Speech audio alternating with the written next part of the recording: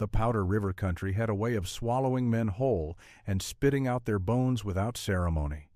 In the late winter of 1827, before the grass knew green and before the beaver cast their spring musk, the wind came screaming down off the Bighorn Range like some ancient host offended by trespassers. Snow lay crusted and gray, wind-scoured to flint hardness. The river itself crept thin beneath frail ice, whispering like a dying camp kettle as it shifted. Into this land staggered a small company of Ashley men, beards frozen stiff, moccasins patched with rawhide and prayer. Elias Rafferty walked forth in line, shoulders hunched under a wool capote gone stiff with frost, rifle across his arm, and beneath his buckskins, hidden but clinking faintly, a plate of hammered stove tin and scrap iron, shaped crude but earnest as any breastplate of European wars long forgotten on this frontier. He had forged it himself on the upper Missouri months prior, over a trader's camp forge, earning smirks and snorts in equal measure. Some men spent evenings bragging over whiskey. Elias hammered tin by firelight, stubborn and silent. That stubbornness had carried him through worse than cold. Yet even he cursed the wind now, though under his breath, for a man cursed loud only when he desired to show weakness.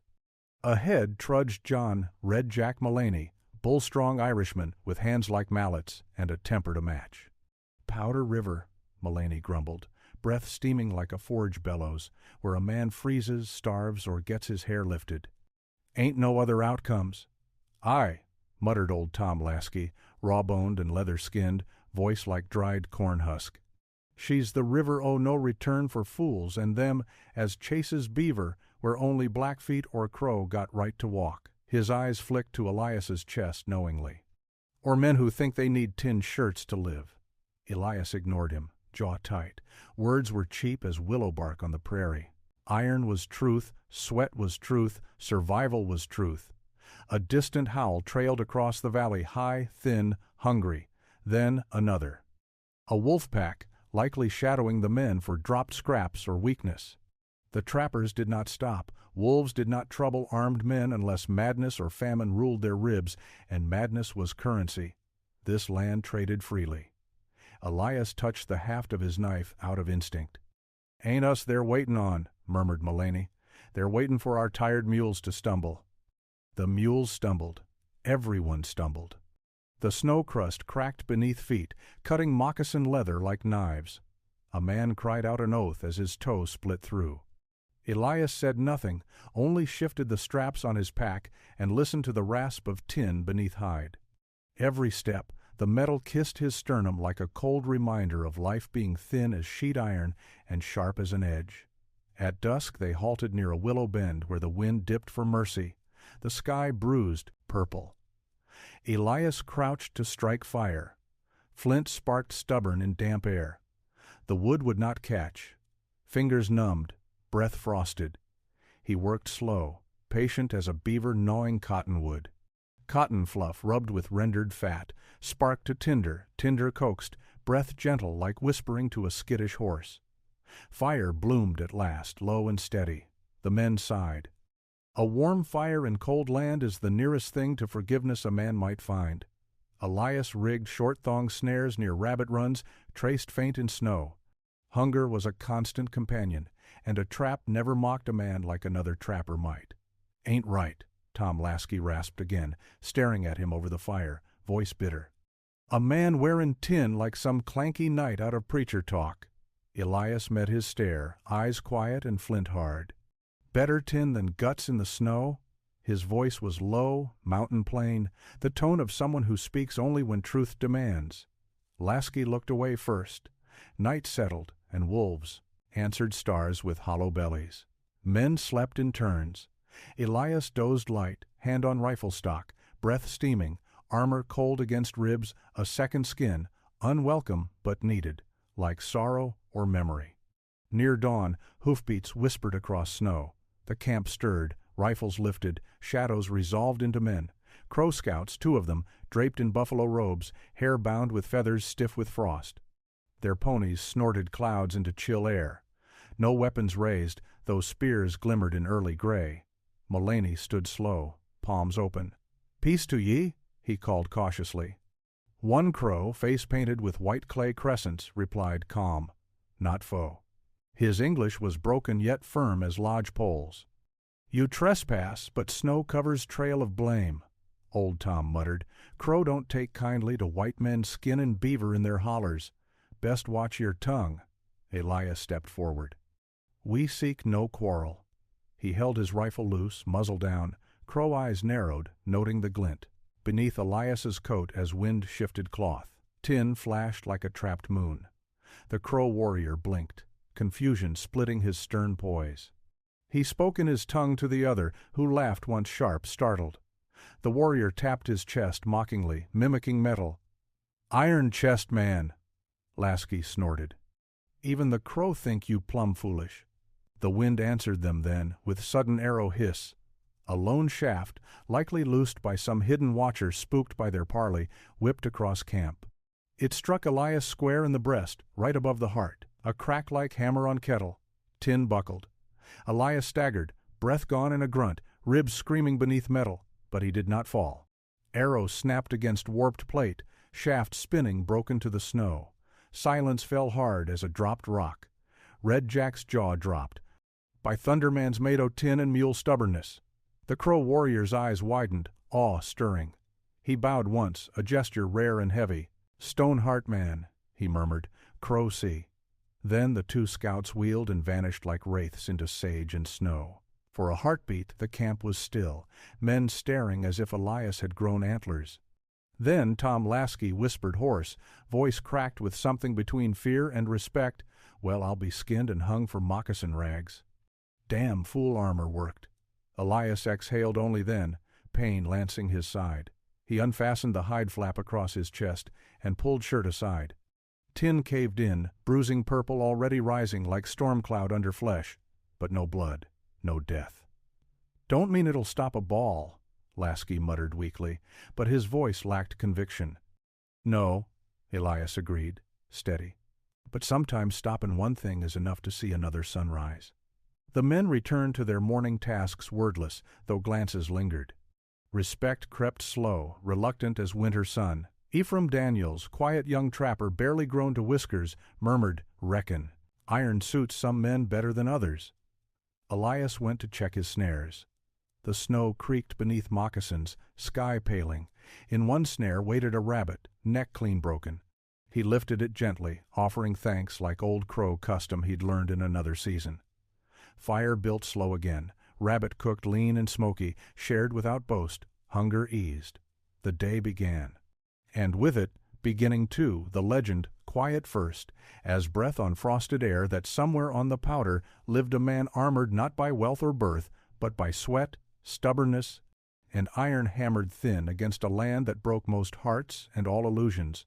Man of tin, man of mule grit. Man too hard-headed to die easy. Elias Rafferty, tin jacket. By spring the world softened. Ice bled into river veins, willows budded pale green, and the powder country traded its white death shroud for mud thick as sin. The Ashley men split by pairs, each party a small gamble in the wide hand of God and circumstance. Elias moved east with Plater Vey. 3 others, Red Jack Mullaney, Ephraim Daniels, and a half-French hunter called Jean Laroche, who whistled like a meadowlark even in weather that flayed skin raw. They followed elk sign, crossed buffalo trails broad as roads, slept beneath cottonwoods split by lightning. And in quiet hours, as smoke curled from buffalo chip fires, Elias studied the worn, leather-bound book he'd carried since street. Louis Morgan's early notes on Jedediah Smith and scraps copied from Smith's own papers, borrowed and hastily transcribed at Fort Kiowa. Scripture quotes rode Smith's margin in spidery hand, Old Testament cadence married to frontier hunger. There in firelight, Elias mouthed the words, voice low. A man must walk humbly in wilderness as in grace, bearing hardship with fortitude. For the land rewards not the boastful, nor spares the fearful. Mullaney snorted from his buffalo robe. Ain't no psalm ever warmed a man's belly. No, Elias answered, but they keep his. Mind from going soft as river clay. Laroche grinned through crooked teeth. I say de beaver is de only God need worship out here? Ephraim poked the coals thoughtfully. Never thought armor and Bible would share a campfire. Elias only shrugged. Both keep a man from dying, one way or another.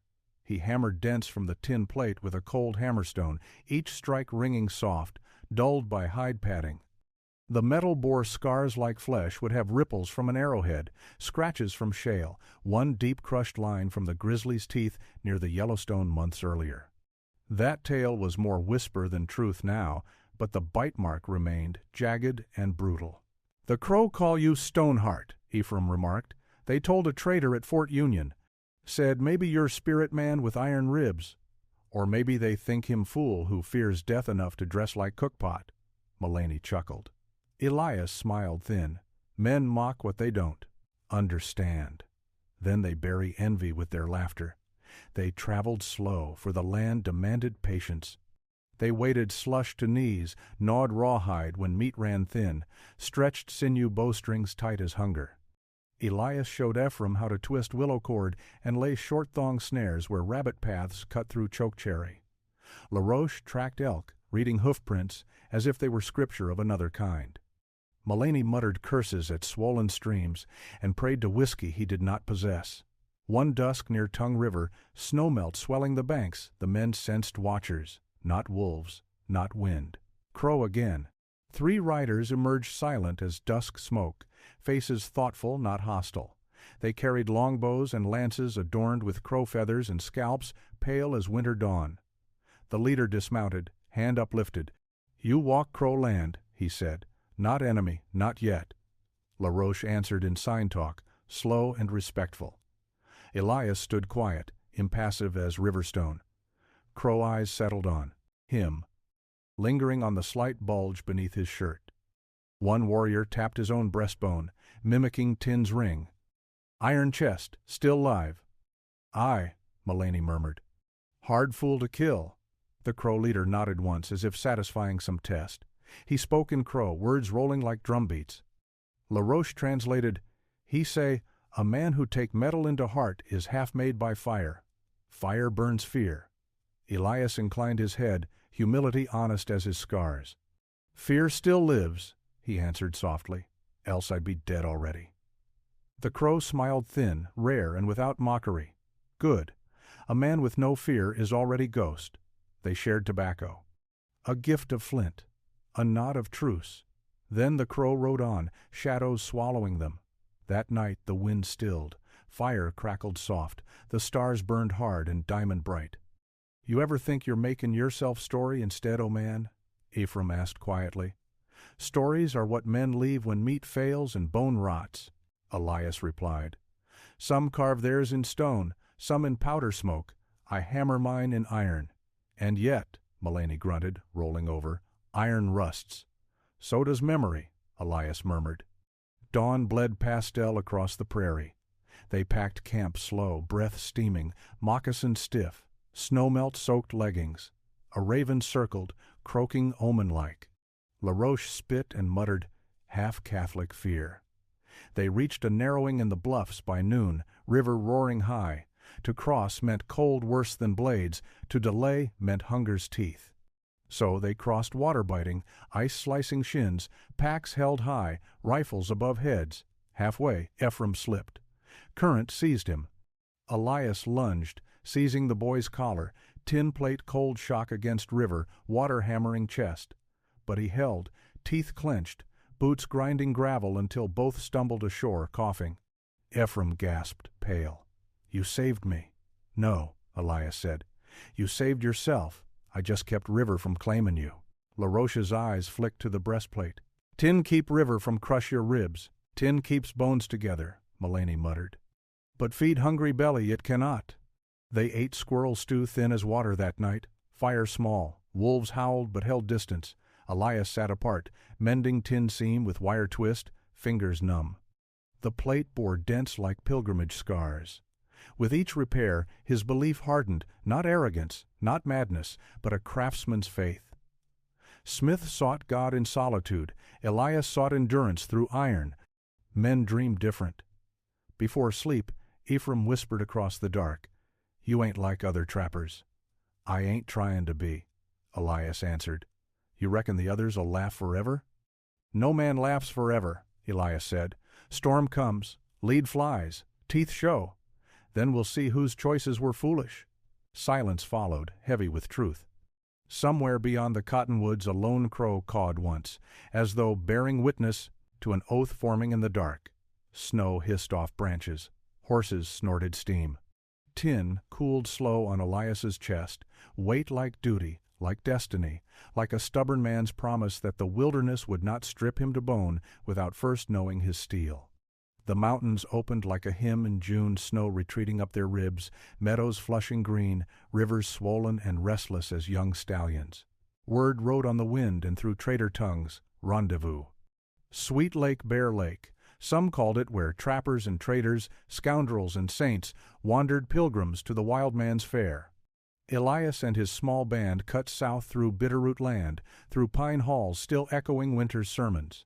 Beaver were plenty, packs heavy with plues, bodies lean with hunger and grit.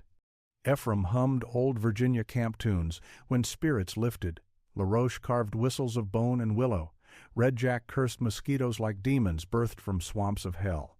Elias walked steady, tin plate, hidden yet present, like a scripture beneath cloth. Bears snorted across ravines, elk bugled high, and once, under a full western moon fat as a dusted biscuit, a lone Blackfeet scout shadowed their campfire glow, then vanished like smoke, watching, judging, weighing. Rendezvous ground appeared at last. Tepees and tents sprawled like some frontier Babylon, fires glowing gold among sage, laughter rising feral and free.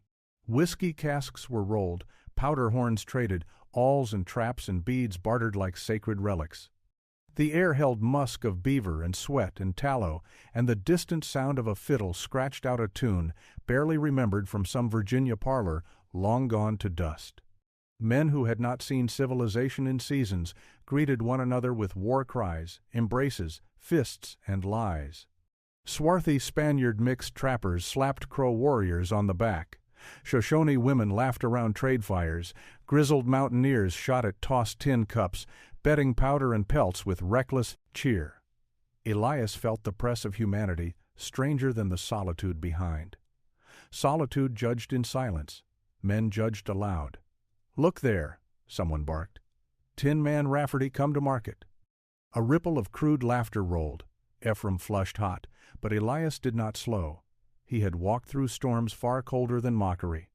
A squat trapper named Boonlick Harris strutted forward, greasy braids swinging, bare fat glistening his coat. "Here tell you wear a cookpot under your shirt," he jeered. "Ashley got hisself a walkin' stew pan," another chimed in. "Maybe he fears them rabbits beatin' too hard." "Third, tin don't stop balls, boy, only keeps meat warm till wolves drag ya." Red Jack stepped forward, jaw tight, but Elias touched his arm, quiet. Let fools spend wind. Harris grinned, teeth blackened like burned corn.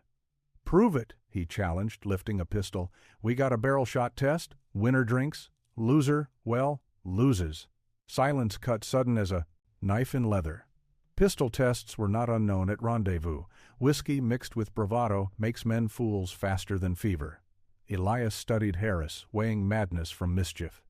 "I don't wager my life on thirst, nor your amusement," he said calmly. The crowd booed, hooted, stomped, some spat. Mullaney growled low. Ephraim looked ready to swing a rifle butt into skullbone. Harris sneered. "Thought so. A tin belly and a coward heart." Elias inhaled slow. Tin pressed his ribs, reminder of Arrow's bruise still tender beneath. He sighed softly, weariness, not fear. "You shoot me proper and miss. You'll say my shirt saved me," he murmured. "But if I fall, you'll say tin was curse. There's no winning fool games." Then he reached into his coat and lifted the plate enough to flash metal. Dented, hammered, real. Laughter died to murmurs. "Tell you what," Elias said, "shoot this instead." He pulled his knife, plunged it into a cottonwood stump, wedged the plate, behind it at chest height. Stepped back 10 paces. "Your hand or mine?" Harris taunted. "Yours," Elias said. "And may your whiskey aim serve." Harris cocked the flintlock pistol, sneer curling.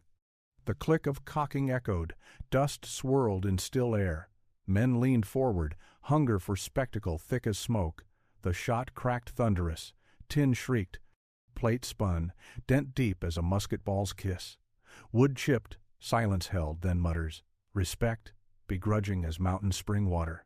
Elias strode, lifted the plate. Dented like a mule's hoof had struck but not pierced. Ball stopped. Ephraim whispered, awed, Lord above. Harris spat, face sour, trying to salvage pride. Tin don't make a man hard, only makes noise when he runs. Elias held his gaze, steady as hammered steel. Sometimes noise is all that keeps death looking elsewhere. Red Jack barked a laugh. LaRoche slapped his knee. A crow elder nodded once from shadows, expression unreadable. Not victory. Not surrender. A shifting of terms among men. For every mocker who scoffed, two now wondered. Maybe foolishness and foresight wear the same coat till Judgment Day. That night, whiskey flowed like thawed snowpack. Men shot targets by firelight, gambled beaver pelts, roared clan songs. Elias sat apart, whittling a new strap buckle, tin plate beside him, dent shining in moonlight like battle metal. A young Spaniard mixed trapper named Miguel approached, shy behind bravado. "Señor Tin Man," he said, "you truly trust metal more than hide of God's beasts?" Elias tilted head. "No man trusts just one shield. I trust iron, hide, fire, and habit. Together they keep breath in chest." Miguel nodded slow. "And faith?" "Faith," Elias murmured, "keeps a man walking even when breath grows scarce." Wolves howled in distant hills, drums beat from crow lodges. Stars wheeled cold above men, too wild to kneel beneath civilization's yoke. Ephraim leaned over, voice hushed. "They laugh less now. They will laugh again," Elias replied. "Laughing's the last coin of the scared." Mullaney grunted agreement. "Aye, but they ain't mocking soft. They mock like men who seen thunder hit dry wood and know fire ain't far behind." Elias lifted the tin plate, ran fingers over dent, wincing at bruised memory. "This ain't armor," he whispered, half to stars, half to self. "It's proof men can forge their fate, same as steel." LaRoche chuckled. "Or die tryin'. Same end for all men," Elias said. "Some just shape how they meet it." A breeze carried scent of pine and gun oil and distant sage. Somewhere in the revel, a fiddler scraped a tune about home none would see again. And under lantern glow, among rough men hardened by rivers and blood and hunger, the story spread like wild rumor with spark behind it. Tin Jacket.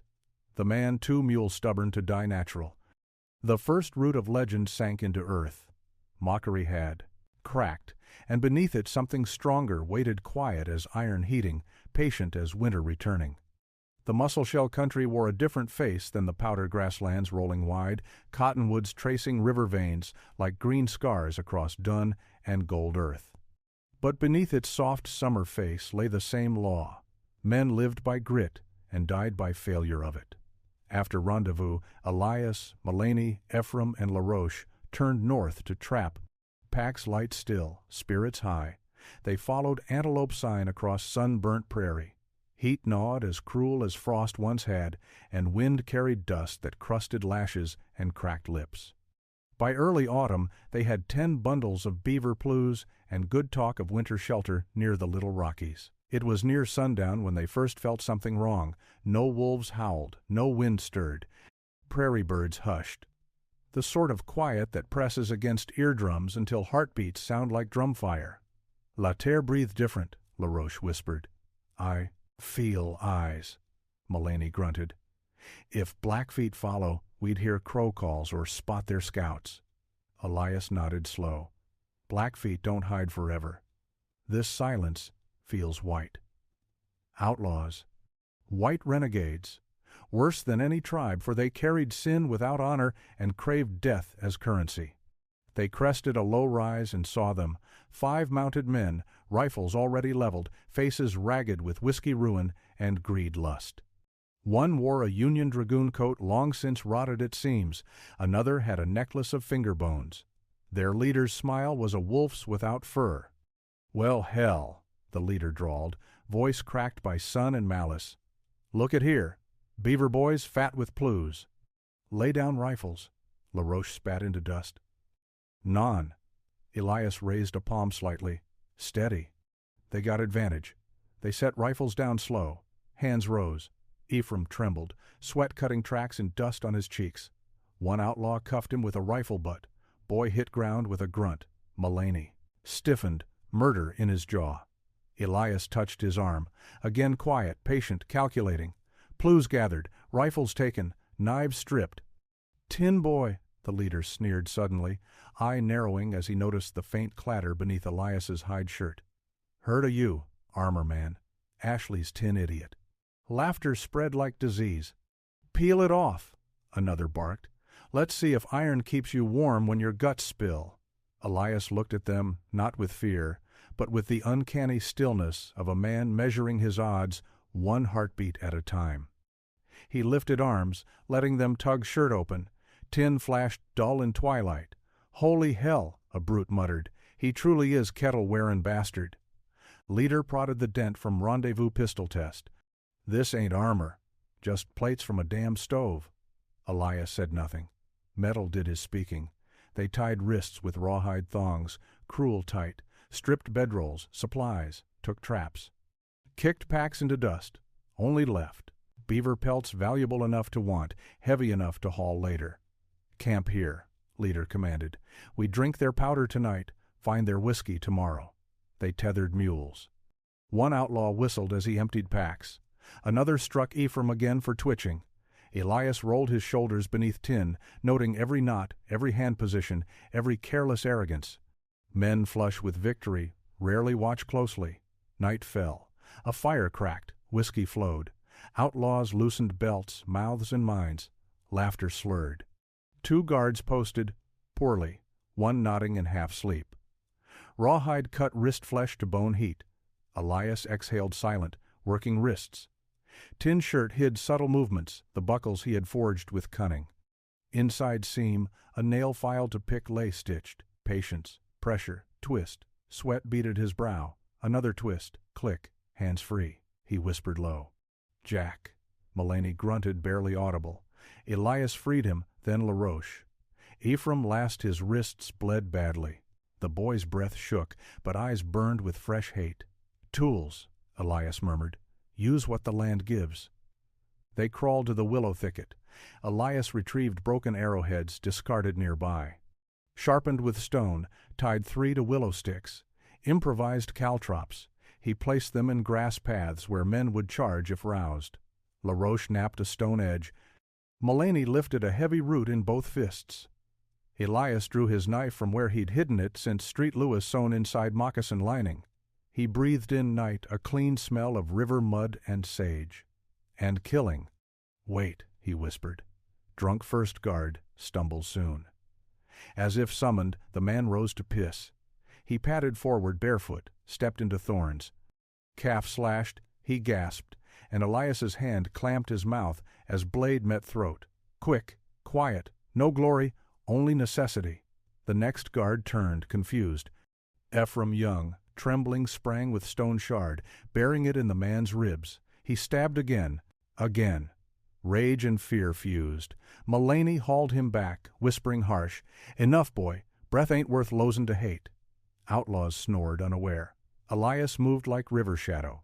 Knife-kissed throats. LaRoche strangled one with rawhide thong. One man jerked awake too late. Mullaney's root club crushed skull clean as rotten melon. Last outlaw the leader woke as Elias loomed, tin plate glinting moon. "You," he croaked. Elias pressed knife to throat. The leader's teeth chattered. "Armor don't make you God." "No," Elias whispered, "but it kept me here long enough to meet you again." The blade slid. Justice, not vengeance, though frontier made little difference between the two. Blood-soaked dry ground, drinking into earth without judgment. They freed mules, recovered gear. They burned outlaw rifles, kicked remains into river. Animals, coyotes, wolves, vultures would handle the rest. No boasting, no victory holler. Death leaves no appetite. Celebration. Ephraim sat shaking, eyes hollow. Elias knelt before him. "You killed a man tonight," he said softly. "That weight stays." "I had to," the boy whispered. "Yes. And you will again, but never grow to love it. Men who love killing become ghosts before they're buried." Mullaney grunted approval. LaRoche crossed himself slow. Elias tugged shirt open. Tin plate bore new gouge where an outlaw's wild shot had grazed in scuffle. Metal bruised his ribs again, skin purple where steel saved bone. He tapped it once, slow. "Armor don't stop death," he murmured, "just delays meeting." Ephraim looked up. "Ain't many men who travel with death nippin' close and win." Elias shook his head. "Ain't winning. Just not losing yet." They slept not at all. Dawn found them weary-eyed, saddling mules. The mussel shell glimmered copper under sunrise. Coyotes yipped far off already on trail of fresh meat. Elias glanced once back at the camp ashes. Blood. Silence. Prairie wind took memory like smoke. Legend whispered in the grass. Tin Jacket faced wolves in manskin and lived. And life, that stubborn spark, moved them on. Winter fell not like a curtain, but like a trap. One day the Musselshell Valley breathed mild under pale sun, and the next sky sealed iron gray, wind carving the land with razors of ice. Snow came slantwise, heavy as grief, and the world shrank to the tight circle of breath and fire. Elias and his party made for the Little Rockies, hopes of a sheltered hollow and cached poles for a winter lodge. They were 2 days out when the first blizzard found them, horses lowered heads, tails whipped by spindrift, snow-coated rifles in minutes, and crusted eyebrows like hoarfrost. "God's own teeth," Mullaney muttered, scarf iced to beard. LaRoche hunched, breath wheezing. "Snow like to even spirits hide." Elias said nothing, talking wasted heat. They built shelter under fallen cottonwood, scraping snow. Into walls, buffalo robes stretched tight as fate allowed. Fire coaxed from steel and tinder fungus, scraped from dead birch. Smoke stung eyes, but smoke meant life. They rationed pemmican thin slices, oiled and chewed slow, hunger gnawing from inside like a fox trapped in ribs. Nights came early, cold thick enough to crack tree trunks with rifle-like reports. Ephraim's hands bled despite tallow rub and sinew-bound mitts. Mullaney coughed a rasp that worried them all. They took turns waking to beat limbs, stamping feet to keep blood from freezing in toes. Snow buried the world deeper each day, and silence grew like a presence, thick and breathless. On the 6th day, prints appeared on the ridge above Camp Narrow. Sure, purposeful. Not elk. Not wolf. 2 prints, then 3 more joining. Human, soft-soled, watching, Blackfeet. Elias read the snow sign like scripture. Scouts, young by stride, testing ground. He motioned the others low. They sat in the dim shelter, weapons across knees. The fire crackled low. No one spoke. Fear felt heavy as wet buffalo hide. Just before dusk, figures materialized in the snow haze. 3, then a 4th. Better dressed for cold than the trappers. Bows strung, spears tipped with obsidian that caught dull gleam from gray sky. Their faces painted black across eyes a war mark. Elias stood, hands raised chest high, no rifles pointed. Fear only stokes bullets faster, and bullets invited death in winter's grip more surely than cold. One of the Blackfeet spoke, voice flat as frozen lake. "White men trap in Blackfeet ground, winter not excuse." LaRoche whispered in sign talk that they sought only passage, not pelts now. The warrior's gaze fell on Elias and lingered, eyes sharp, tracking cloth bulge at his chest. A single arrow whistled suddenly, loosed not by malice but by test. It struck Elias square again, near the same dented seam. Tin shrieked, ribs thudded, breath punched from lungs like he'd been kicked by a bull. He staggered, but did not fall. Snow swallowed the sound of shock. Ephraim flinched forward, but Mullaney's hand clamped him. Blackfeet stared, silent, unreadable. The eldest warrior stepped closer, touched the dented metal with 2 fingers, expression neither scorn nor awe, but consideration, as if judging a peculiar beast. He spoke in his tongue, soft cadence like cold river running. LaRoche translated, shaky. He say, "A man who carries iron on his heart must fear much, or fear nothing, hard to know which." Elias straightened slow despite pain. "All men fear," he said. "Tin just buys time." The warrior's lips twitched, not a smile, not mockery, something older. He lifted his hand, the others lowered bows. They turned and vanished into snowfall, without word or threat, leaving the air strangely hollow. Ephraim exhaled sharp. "Lord preserve me, thought they'd take our scalps." "No," Elias murmured, rubbing bruised ribs. "They came to measure us. Winter does. The rest if we're weak." And Winter tried. For weeks they battled cold siege, damp wood that smoked instead of burned, sinew sewing patches on frost-bitten moccasins, fireless nights of gnawing hunger when wind threatened to smother flame. Elias's tin plate grew cold enough some mornings to bite skin, but he wore it still, metal against bone, iron against despair, habit against dying. He taught Ephraim to make snowshoes from bent willow and rawhide, showed LaRoche how to twist sinew into cord strong enough to mend harness. Mullaney, when not coughing blood from cold-bit lungs, carved spear shafts and listened with grudging respect as Elias spoke of forging iron in his youth. "Never trust pride when hammer's in hand," Elias said once by low fire. "Strike wrong when steel's hot, and it remembers your sin forever." Mullaney grunted, "Same with men."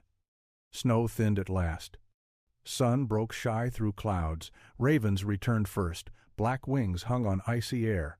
Then elk. Bugles echoed distant, a promise winter had loosened its chokehold. When they broke camp, the cottonwood shelter sagged, smoke-stained and hollow. They left nothing worth scavenging. Men of the plains did not anchor themselves to any one place. The land belonged to none but itself.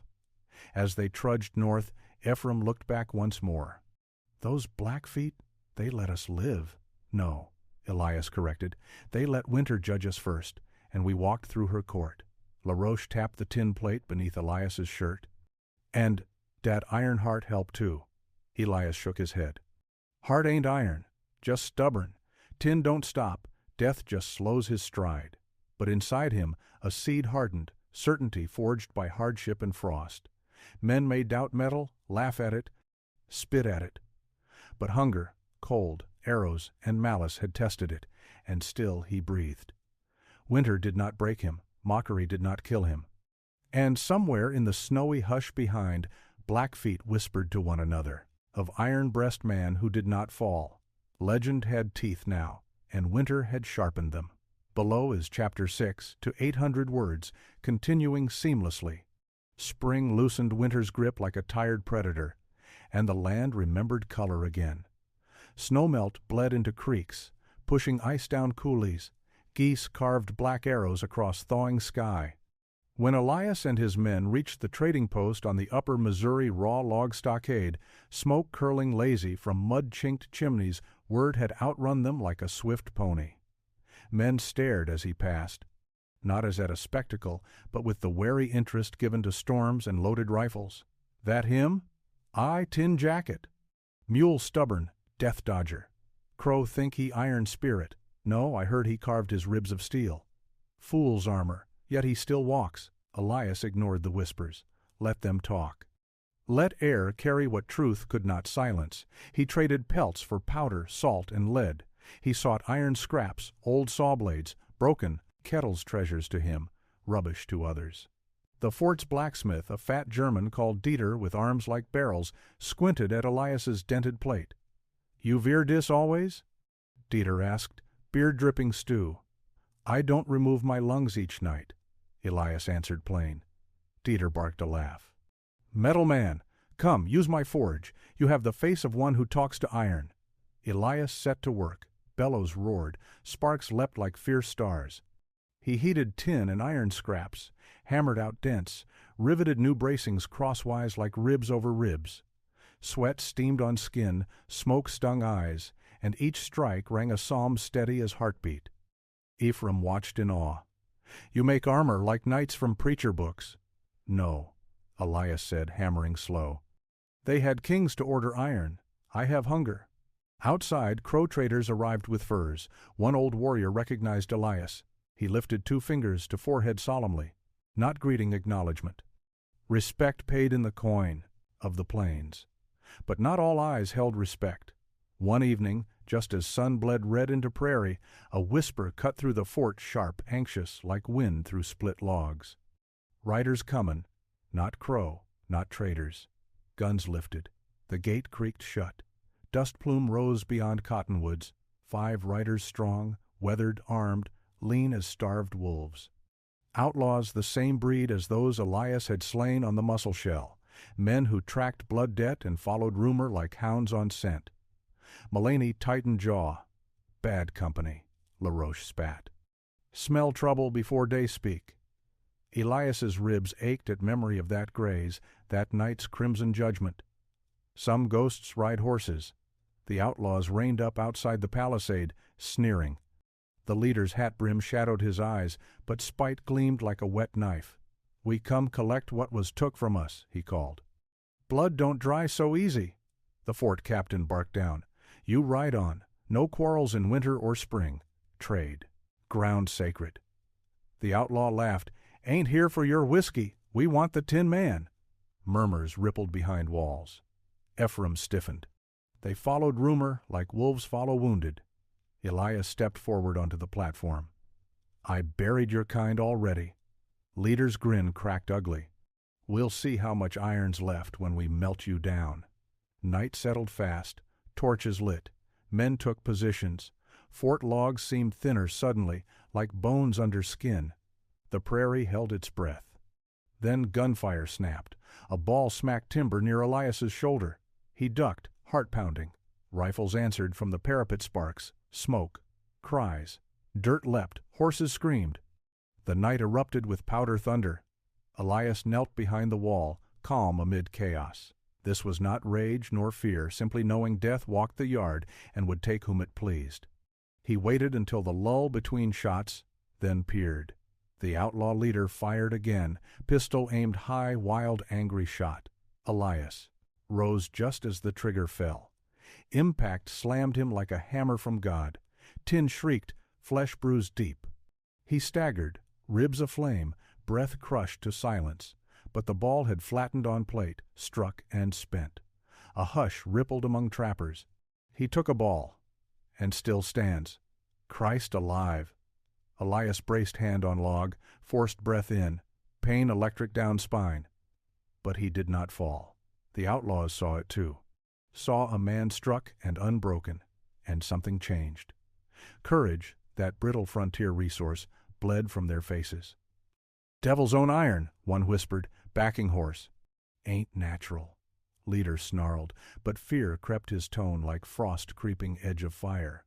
Trappers fired again, volley true. One outlaw fell from saddle, neck snapping. Another's horse bucked, screaming, bolting into dark. Panic took them. They spurred and fled, shooting wild behind like frightened boys, not killers. Silence returned slow, like a wary friend. LaRoche exhaled. Long. "I tink you frighten even evil." Ephraim's voice trembled, pride and awe tangled. "They saw you stand against lead, and fear did the rest." Dieter the smith muttered reverent, "Iron heart, Jah, but faith under it." Elias straightened, rubbing bruise. Chest throbbed like struck drum. He looked at dented plate, smoke and moonlight glinting off metal's battered face. "Armor didn't win," he murmured. "Fear did, but fear ain't mine." Men murmured the words, not loud, like prayer. "Tin Psalm," some whispered. "Tin Luke," joked another half-serious frontier scripture born from iron truth. They slept uneasy, but alive. Coyotes sang across prairie. Wind whispered old tales. The tin plate cooled against skin, cradle hard and heavy. And somewhere past the timberline, outlaws rode into darkness, shaken, haunted by man who turned lead with kitchen metal and will stronger than powder. Some legends roar into life. Some whisper until even killers lean close to hear. Elias Rafferty's legend did both. Iron and bone, tin and faith, man and myth walking same road now, and neither ready to yield the trail. Below is Chapter 7, to 800 words, the final chapter, completing the saga in the same tone and cadence. When the outlaws vanished into the prairie dark, leaving echoes and empty threats behind, the fort slowly exhaled. Powder smoke drifted away. Horses quieted. Men muttered thanks in voices soft as worn leather. A few offered whiskey to steady nerves, but Elias waved it away. His ribs ached too sharply to drink. In the morning, frost rimed the grass like silver. The Missouri rolled slow and brown below the bluff, indifferent to the small violences of men. Black powder and blood scented the dawn, the twin incense of the frontier. Elias sat by the stockade wall, shirt open. Dieter pried the dented tin away from bruised flesh, grunting at the deep purple swelling spread like spilled plum juice across ribs. "You vant to die?" the smith muttered, thick accent sharpening with worry. "Heart is not made for hammering like dis." Elias smiled faint, pain-tightening eyes. "Still beating." "Ja," Dieter grumbled. "But beat too hard, iron cracks. Or man does." Mullaney squatted nearby, sharpening his knife slow. "Reckon you made believers last night." Elias tied the plate back on, adjusting leather straps. "Believe in what they want. I ain't iron, just afraid to die same as any man." Ephraim shook his head. "No, you fear death, but you look him in the teeth, same as a wolf." Elias placed a calloused hand on the boy's shoulder. "Fear is fire, keeps flesh warm. But hold too tight, and you burn yourself." LaRoche laughed soft. "Den you smolder like ember, never cold, never calm. Better ember than ash," Elias said. Yet as the fort chattered, men retelling the night with growing flourishes, how lead flattened like butter on his chest, how he stood like oak in storm, Elias felt the itch. Beneath his skin, praise tasted dangerous. A man fed too much pride grows soft, and soft men die under hard skies. He sold his furs, refused celebration, packed quiet. The river glittered like dull steel under noonday sun. The fort captain, tall and thin with eyes burned by cold, approached. "You earned rest here," he offered. "Warm bunk. Easy days a while?" Elias shook his head. "Warm makes a man forget winter exists." The captain nodded. "There's truth to that. You heading to Wind River country?" "Aye." Crow told tales in camp last night. Said the Blackfeet speak of you too. Some call you Ironheart. Some say Tin Spirit. He studied Elias. "Names are heavy when men begin believing them." "Names melt," Elias murmured. "Iron rusts. Bones rot. Only wind keeps memory." The captain smiled thin, knowing. "Go then, before they crown you with myth you can't shake." They shook hands like men who understood each other without liking or disliking, needing part in it. Elias, Mullaney, LaRoche, and Ephraim saddled their ponies. Snowmelt glimmered on willows. A flock of geese cut north, calling home. The gate opened. Wind carried prairie scent sage, river mud, distance. Ephraim looked back once. "They'll tell stories." "They will," Elias said. "And from stories come shadows. I'd rather be wind than shadow." "And the tin?" Ephraim asked. "You'll keep wearing it?" "For now." He touched the battered plate. "Armor's not the iron. It's the choice to keep walking." They rode slow along the river valley, then turned west where the hills folded into blue promise. Camped by a cottonwood that night. Stars bright enough to cut. Fire crackled, coyotes howled. Peace, rough-edged and honest, settled around them like worn blankets. "When winter comes again," Mullaney grunted, "where'll you be?" Elias shrugged. "Wherever wind carries me and hunger don't bite too deep." LaRoche leaned back. "Maybe Crow Lodges, maybe Shoshone Camp. You live between worlds, mon ami." Elias stared into fire. "Ain't no world holds a man forever. West still opens. New rivers, new passes, new teeth waiting." Ephraim asked quietly, "You ever stop?" "When earth covers me." Then softer. "And maybe not even then, if men keep talking." Silence. Good silence.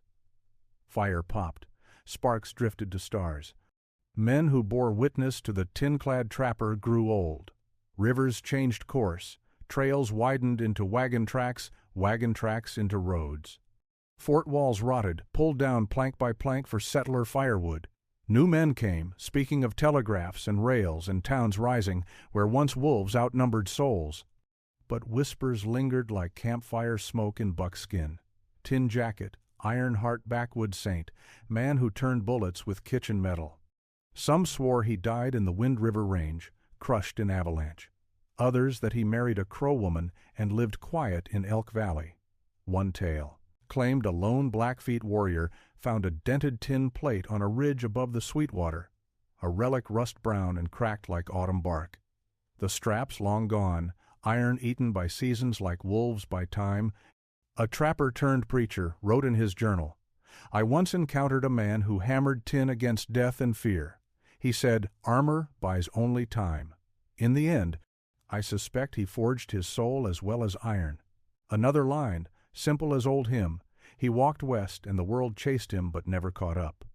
And somewhere in museum ledger ink, barely noted, lies a line about crude frontier breastplate, found Wind River country, unknown maker, unknown, unclaimed, like so many who carved the frontier's bones. Yet when wind hisses through pines on cold nights, some swear it carries metal's faint ring, not threat, not pride, but stubborn testimony.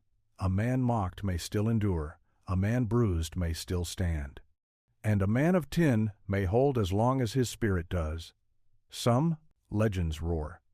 Some merely refuse to die. Elias Rafferty's did both.